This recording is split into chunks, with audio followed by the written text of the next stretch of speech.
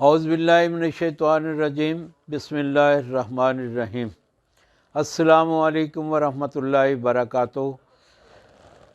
آج میں آپ کے لیے جو تحفہ لے کے حاضر ہوا ہوں وہ بلڈ پیوریفیکیشن کے لیے ہے، یعنی خون کی صفائی کے لیے۔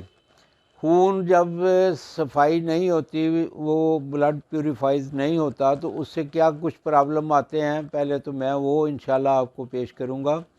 اس سے خارش ہو جاتی ہے، جسم پہ دانے نکلیں شروع ہو جاتے ہیں، چھائیاں پڑنی شروع ہو جاتی ہیں، اور جلد کی مختلف بیماریاں وہ جسم میں داخل ہونا شروع ہو جاتی ہیں اور وہ پریشانی کا سبب بنتی ہیں۔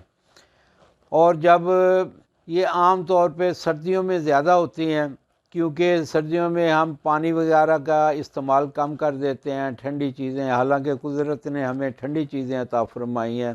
آپ ایک نظر دوڑائیں تو دیکھیں اللہ نے سردیوں میں جتنے بھی پھل بنائے ہیں ان کی تاثیر ٹھنڈی ہے، اور جتنی سبزیاں مارکیٹ میں آپ کو میسر ہوں گی آپ کے علاقے میں، وہ آپ کے علاقے کے موسمی حالات کے مطابق اللہ نے پیدا فرمائی ہیں۔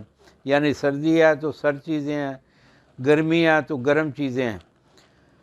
تو اللہ کو کیا بالکل معلوم ہے کہ میرا بندہ کہاں کہاں کوتاہی کرتا ہے، کہاں کہاں کوتاہی کرے گا، تو اس کا توڑ پہلے ہی اللہ پاک نے ہمیں عطا فرما دیا۔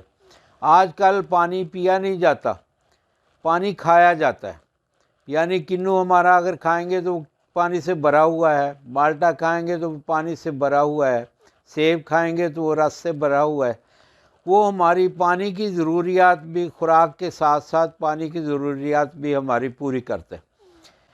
تو کوشش تو یہ کرنی چاہیے کہ پانی کا استعمال بھی کثرت سے کیا جائے، اور گرم چیزیں جو ہیں وہ ضرورت ہوتی ہیں موسم کے مطابق، جیسے خشک میوہ جات ہوتے ہیں، یا کوئی اور گھروں میں السی بن جاتی ہے، گھروں میں بیسن بنتے ہیں، یا اور کئی چیزیں ہوتی ہیں وہ ساری گرم ہوتی ہیں، وہ بھی ضرور استعمال کریں۔ چائے کا استعمال بھی مناسب طریقے سے کریں۔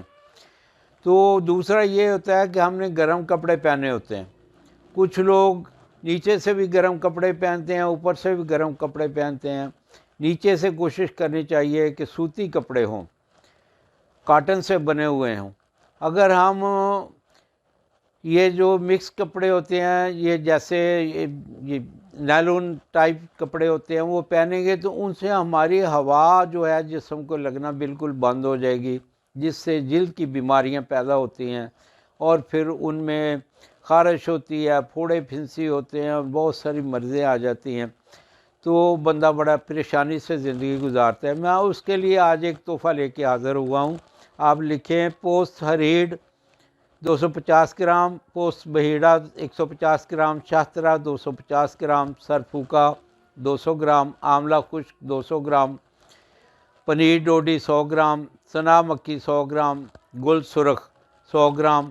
ان سب کو نہایت باریک کر کے 1 کلو شہد میں ملا لیں، یہ معجون بن جائے گی۔